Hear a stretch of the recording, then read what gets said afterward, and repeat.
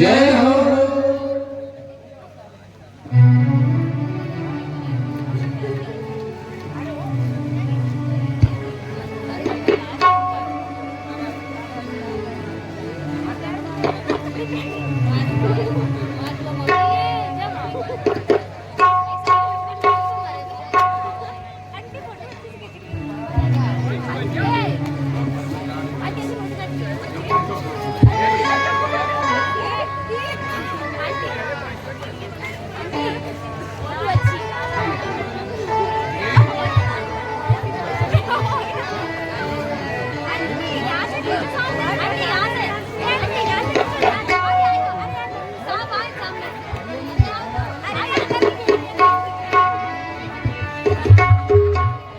बोलिए मरकंडेश्वर भगवान की जय हो।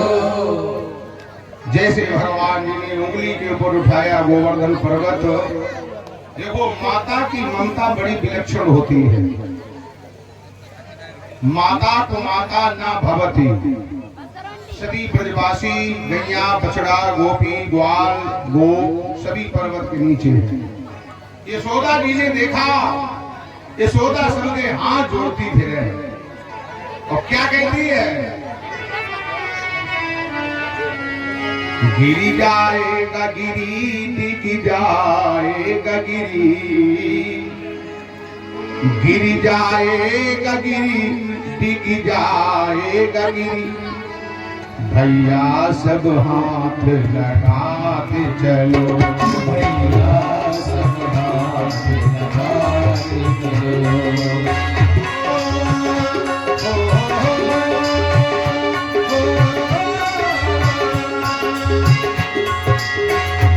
गिरी जाएगा गिरी टिक जाएगा गिरी,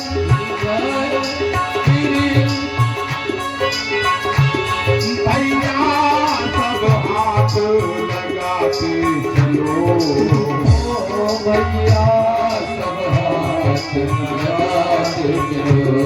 मेरे बारे कान्हा की बहिना जय, मेरे बारे कान्हा की बहिना, कहीं जाए ना लचक छुड़ाते चलो।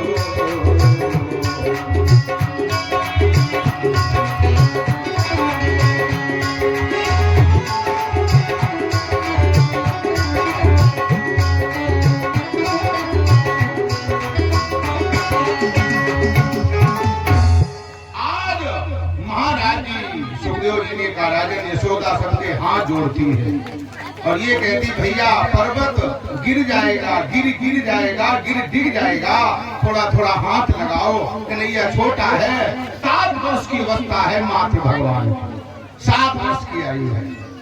7 वर्ष की आयु में भगवान उंगली पर गिरवर उठाए हुए हैं। यशोदा कहती, लाला का हाथ लचक गया तो हम सब लोग दब करके मर जाएंगे। तो क्या हुआ, इतना कहकर सब गोप वृंद, इतना कहकर सब गोप वृंद हल लाठी और मूसल लगाने लगे, हल लाठी और मूसल लगाने लगे, हुआ कर हाथ लगाने लगे, तब कृष्ण चंद्र मुस्कान।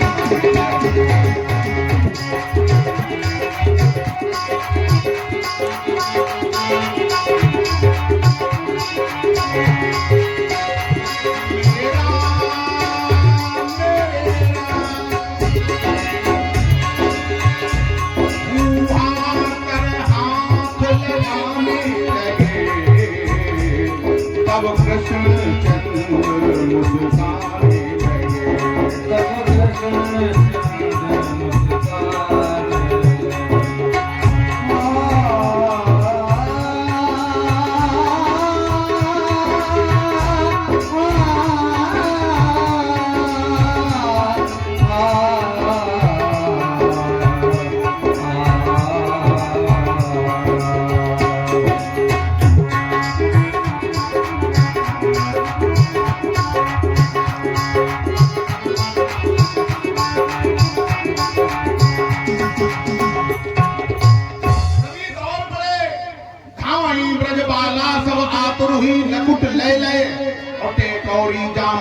माल जू हारे ना।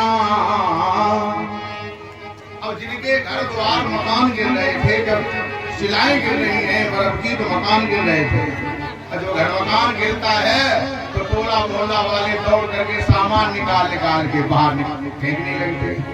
तो जिसके हाथ में जो पड़ा, लाठी, डंडा, पनेठी, हसिया, कुरपा, तवा, चिमटा, मूसर, हर, माची, जो मिला तो ले सब भागे। वही सब लिए खड़े थे। जो यशोदा ने प्रेरित किया सब वही लगा लगा के खड़े हो गए। मनसुका ने देखो, मनसुका दौड़ो, मनसुका कहने लगा कन्हैया हमने तुमने माखन चुराए चुराए बराबर बराबर खाओ। बोले हाँ भैया।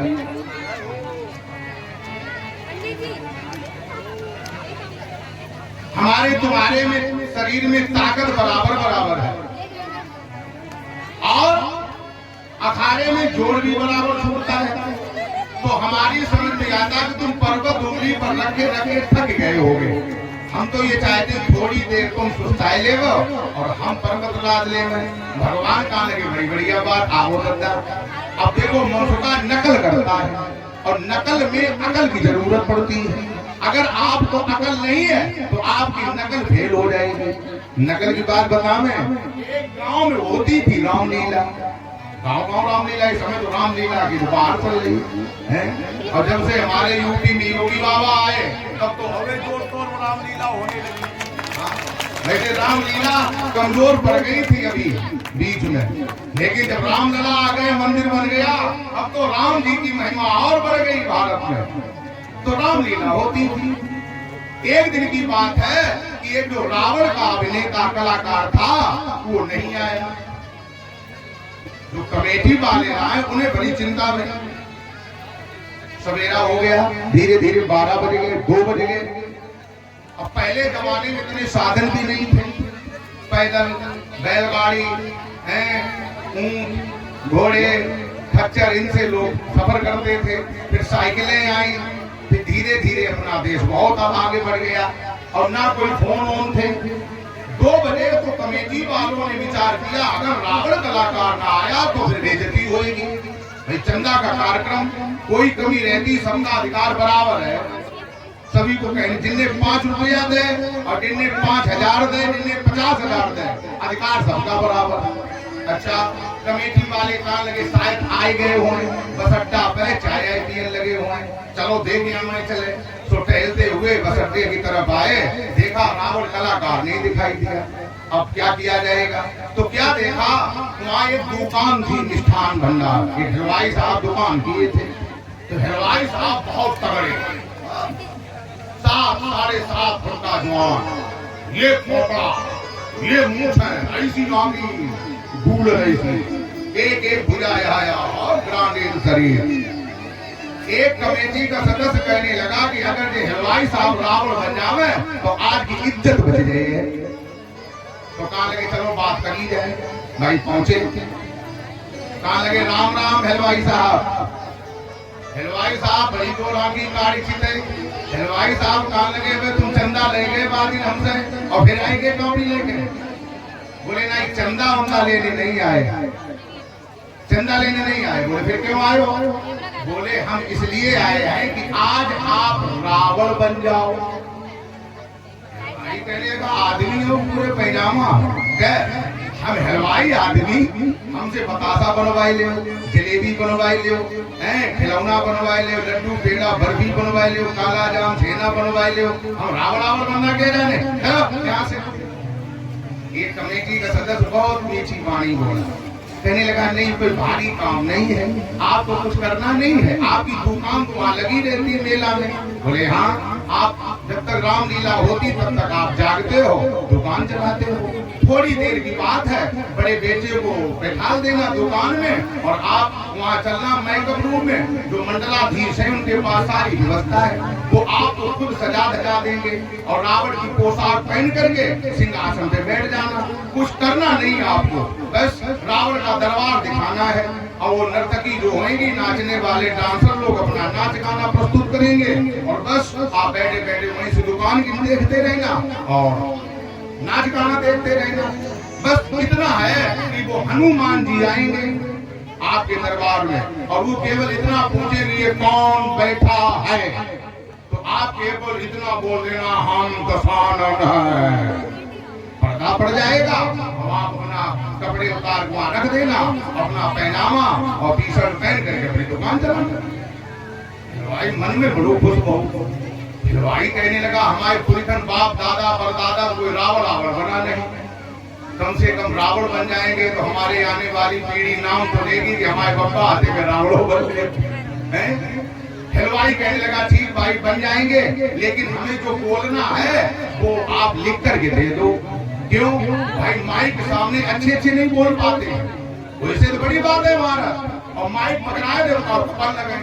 हाँ, एक दिन हमारा कथा कहने गए उन्नाव जिले, और वो पीए साहब लोगों का हटो पीए साहब आए कुछ संबोधन करेंगे, कहा लगे ना ना ना ना ना हम नहीं बोल पावत हैं, और लोगों जबरदस्ती माइक पकड़ाए दो तो भी कपन लगे, माइक हाथ छूटी गिर पड़ो। अरे हमें भैया जबरदस्ती नहीं करो, कबूं बोले नहीं पंडित जी आप सही कह रहे हैं, माइक में बोलना बहुत कठिन है।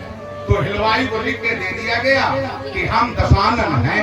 अब हलवाई साहब अपना पाठ याद करने लगे, अब खोया घोटत जाए हम दशानन हैं, हम दशानन हैं, बतासा काटत जाए हम दशानन हैं, जलेबी चुआऊ जाए हम दशानन हैं। कोई ग्राहक आवे पूछे भैया जलेबी का है साहब, बोले 10 रुपया की पाव भर हम दशानन हैं, तुम कितनी लोगे हम दशानन हैं। अब वो कस्टमर सौदा ली को भूल जावे, हलवाई मुंह गाय चितवे और लोग चल देवे कि हलवाई साहब जिंदगी हो गई, ये तो वाई वाई साईं पकड़ बैठे।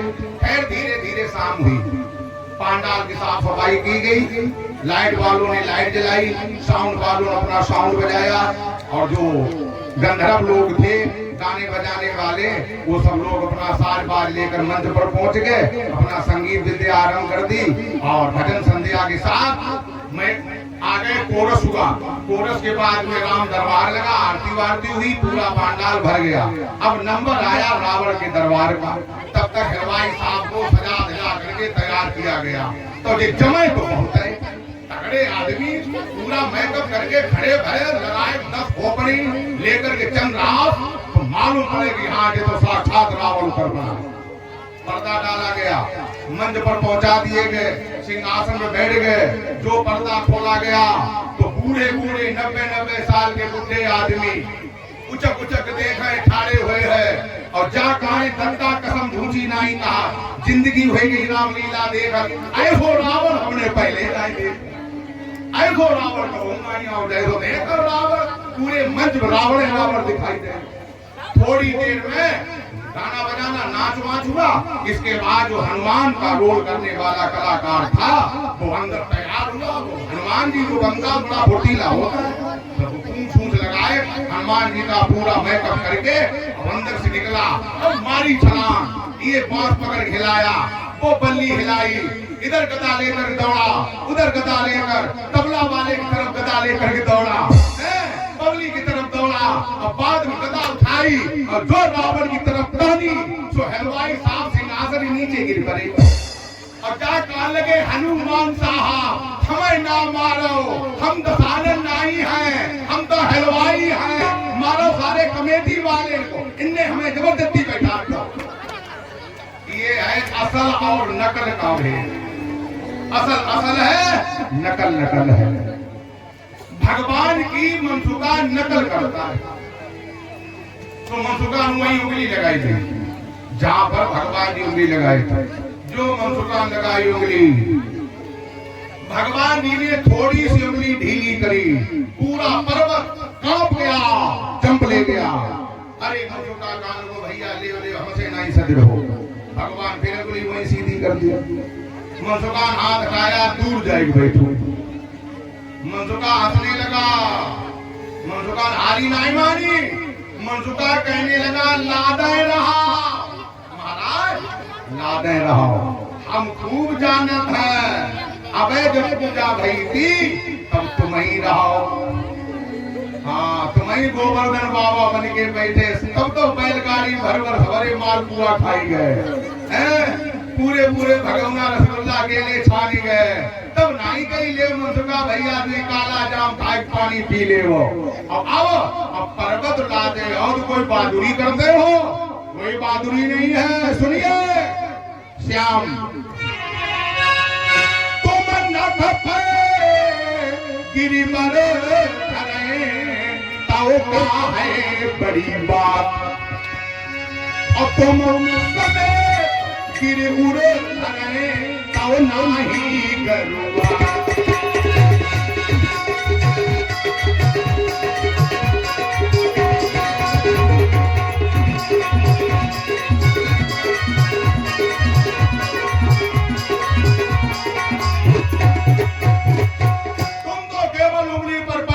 कोई बहादुरी नहीं कर रहे हो, हम तुम्हें उठाए, गोपी ग्वाल उठाए, गैया बछड़ा उठाए, पर्वत उठाए, और महाराज कहाँ रखे? हृदय में। सही कहता मनसुखा, भक्तों का हृदय बहुत विशाल होता है। भक्त लोग भगवान का पूरा पूरा ब्रह्मांड अपने हृदय में उतार लेते हैं। एक बार भक्त जाता वैष्णो माई और पूरा रास्ता पूरा दरबार सब अपने हृदय में उतार लेता है। लीजिए सभी गोपिकाएं आपस में बातें करने लगी, कहने लगी सखी इस कन्हैया ने माखन खाया, बहुत माखन खाया चुरा चुरा के, लेकिन काम आया है। दूसरी गोपी कहने लगी काम तो आया है पर इसने माखन भी बहुत खाया है। एक तीसरी गोपी कहने लगी मेरी समझ में नहीं आता है, माखन खाने वाले प्राणी को लाल होना चाहिए, माखन खाने वाले का रक्त वर्ण होता लाल हो जाता है, पर अपना कन्हैया दिन प्रतिदिन काला पड़ रहा है, ये समझ में नहीं आता है। सुने क्या कारण है? एक अनुभवी गोपी कहने लगी सुनो मैं बताऊं, ये कन्हैया कहाँ रहता है? काजल की कोठरी में। और जो काजल की कोठरी में रहने वाला है, कार्बन फैक्ट्री में जो काम करता है, कोयला की खदान के अंदर जो रहता है, कितने भी साफ सुथरे कपड़े पहने, कितना भी गौरांग गोरा हो गए, लेकिन वहां से जब निकलेगा तो काला होके निकलेगा। और कन्हैया कहाँ रहता है? काजल की कोठरी में। कजरारी अखियान में बसो रात दिन रहे। गोपिकाओं की आंखों में रहता काजल, 16 प्रकार के श्रृंगार में काजल भी आता है, और काजल आंखों में रहता है, और आंखों में जो काली पुतली है, और काली पुतली में जो बिंदु है जहाँ लेंस डाला जाता है, यही से तो दिखाई देता है। तो इन गोपिकाओं के काजल, आंखों में काजल है और आंखों में काली पुतली में जो बिंदु है, उस बिंदु के अंदर भगवान की बाकी छवि बैठी रहती है। गोपिकाओं को कुछ दिखाई नहीं देता है, केवल श्याम दिखाई देते, जहां भी देखती हूँ कृष्ण का दर्शन होता है। इसीलिए तो गो माने भक्ति पी माने पीना, जिसने जीवन में केवल भक्ति रस पिया है वही गोपी है, सब गोपी नहीं बन सकते हैं। कजरारी अखियान में बसो रात दिन रहे, मोहन प्यारो हे सखी, मोहन प्यारो हे सखी, दिन दिन नारो।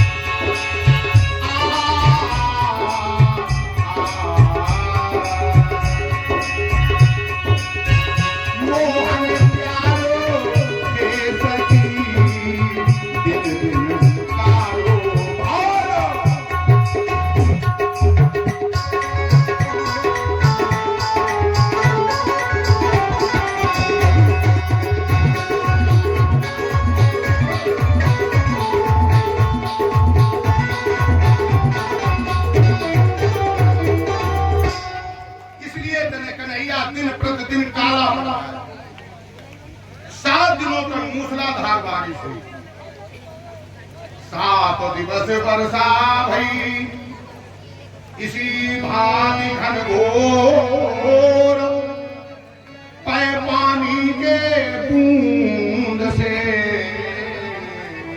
खसी न ब्रज की कोर। 7 दिनों तक मूसलाधार बारिश हुई, लेकिन ब्रज का एक कोना भी नहीं फंसा। 7 दिन के पास मेघ बाद में मेघ प्रकाश करके चले गए। देवराज इंद्र ने मन में विचार किया, ब्रज बह गया होगा, चलो चलते हैं। बचे खुचे जो ब्रजवासी होंगे उन्हें वज्र से मार देंगे। तो अहंकार के साथ, अभिमान के साथ में इंद्र ऐरावत हाथी पर सवार हुआ। हाथ में वज्र लेकर के ब्रज भूमि में आया तो क्या देखा, ब्रज में धूल उड़ रही है। वृंदावन वैसे ही बसा हुआ है, हरे हरे पेड़ पौधे, यमुना हिलोरे भर रही है, गौएं चल रही हैं, यमुना नदी में हिलोरे आ रही हैं, गैया चल रही, बालक कीड़ा करते हैं और कदम्ब पेड़ के नीचे भगवान बांसुरी बजाते हैं। इंद्र का अभिमान दूर हो गया। इंद्र दौड़ा, हाथी से उतर करके भगवान के चरणों में गिर गया। और इंद्र क्या बोला, कृष्ण कृष्ण महायोगिन विश्वात्मन विश्वसंभव भवता लोकनाथेन सनाथा वै मच्चयुत त्वं न परमकं दैवं त्वं न इन्द्रो जगत्पते भवाये भवगो विप्रदेवानां एच साधवः। महाराज आप कृष्ण महायोगी, आप महायोगी हो, विश्वात्मा। विश्व में जितनी भी आत्माएं हैं वो आपके द्वारा प्रकट हुई हैं और अंत में आप में ही समाहित हो जाती हैं। असंभव को संभव करने में आप सामर्थ्य हैं। भक्ता लोकनाथे ने, आप ही एक तीनों लोकों के नाथ हैं, सनाथ हैं, आपके बिना हम सब अनाथ। तुम ना परमकं दैवं, तुम कोई देव नहीं हो, तुम ना इंद्रो जगतपते, ना आप इंद्र हैं ना आप देव हैं, आप स्वयं जगतपति हैं। भवाये भवगो विप्रदेवाना, गो विप्र हम देवताओं की रक्षा के लिए, साधु संतों की रक्षा के लिए, सती कन्या की रक्षा के लिए, धर्म की रक्षा के लिए आप पृथ्वी पर अवतरित हुए हैं। हम क्षमा चाहते हैं महाराज, हम समझ नहीं पाए आप। भगवान जी ने कहा, देवराज उस दिन की याद भूल गए हो जब क्षीर सागर के किनारे खड़े थे और ये कहते थे अवतार लो अवतार लो, दैत्य हैरान करते हैं, अवतार लो। और आज मेरा जब अवतार हो गया है तो तुम मेरी परीक्षा लेते हो। अब ऐसा नहीं करेंगे महाराज, क्षमा कर दो। भगवान जी ने कहा, जाइए, मैं अपनी मर्जी का खुद मालिक हूँ, मेरी जो इच्छा होगी वो हम करेंगे, तुम हस्तक्षेप करने वाले नहीं होते हो। इंद्र ने प्रणाम किया, कहने लगा, नाम रखना चाहता हूँ। भगवान जी ने कहा, रख लो। ऐरावत हाथी को आकाशी गंगा भेजा, आकाश गंगा से ऐरावत हाथी सूंड में जल भर के लाया आकाश गंगा से, उसी जल से भगवान का अभिषेक किया गया और पीतांबर उठाया और मस्तक में एक रतन जड़ित स्वर्ण मुकुट बांधा और उसी जल से तिलक करके इंद्र ने भगवान को वृंदावन का राजा बना दिया और नाम रख दिया गोविंद। वो माने इंद्रियां और बिंदु माने संगठित करना, इंद्रिय जनित विषयों को संगठित करके और उठा करके वर्धन माने नचाना। और भगवान जी ने उंगली के ऊपर नचाया है, इसलिए नाम पड़ा गोविंद। बोलिए गोविंद भगवान की जय हो। भज गोविंद गोविंद गोपाला, भज गोविंद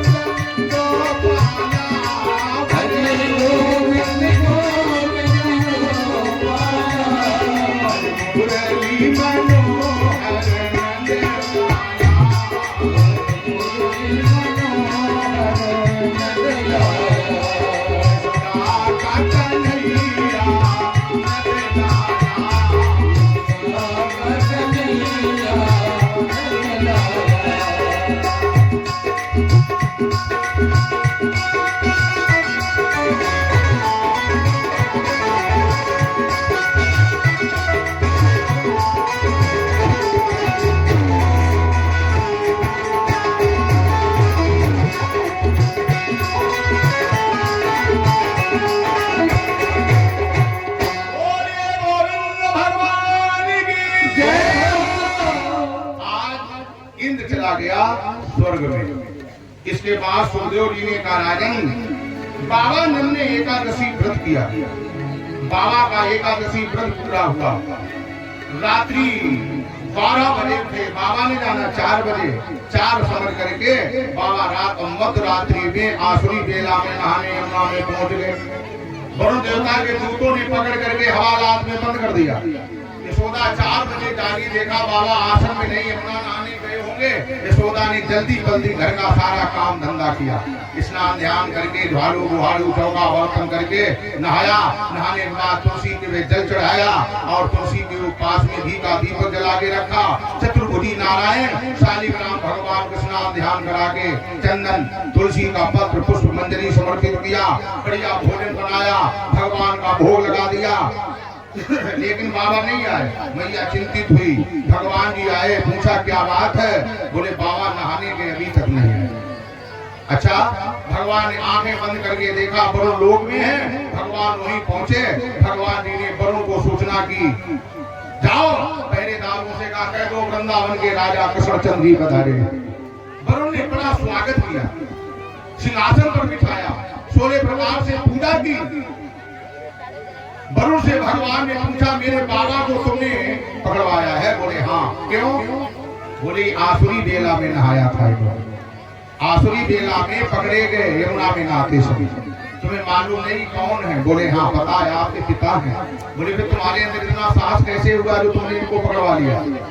बोले महाराज उन्हें पकड़वाने का तो बहाना है, हमारा लक्ष्य ये है कि ऐसे तो आप यहाँ आते नहीं, आपके पिता को पकड़वाएंगे तो पिता की कैद छुड़ाने आओगे, आपके चरणों के नर बरोबरी में गिर जाए, उद्धार हो जाएगा।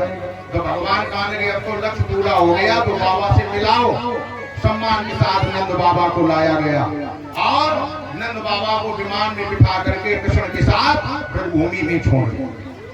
सुखदेव जी ने कहा राजन आज कुमार का महीना लगा, धीरे धीरे कुमार का महीना पूरा हुआ और कुमार की पूर्णमासी आ गई, शरद पूर्णिमा है। भगवान जी एक ये प्रधान लीला है भागवत के अंदर, ये काम विजय लीला है जिसका नाम है महारहेश। भगवान पिता रात्रि सरदोत फुल मल्लिका।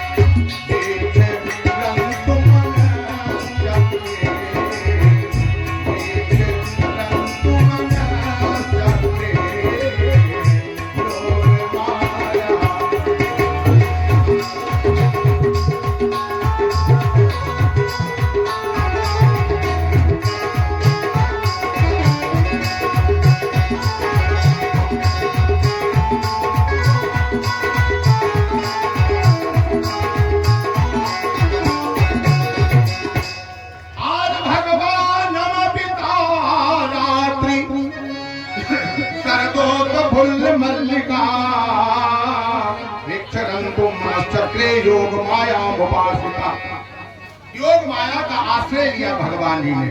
भगवान नमविता रात्रि बहुवचन है, 1-2 नहीं, 6 महीने की रात्रि एक दिन इकट्ठी हो रही है। एक अवतार में 1 महीने का दिन हुआ था, मास दिवस कर दिवस भा मरम न जाना कोई, रथ समेत रथ थाके निशा कवन विधि हो। तो एक अवतार में 6 महीने की रात्रि होने जा रही है और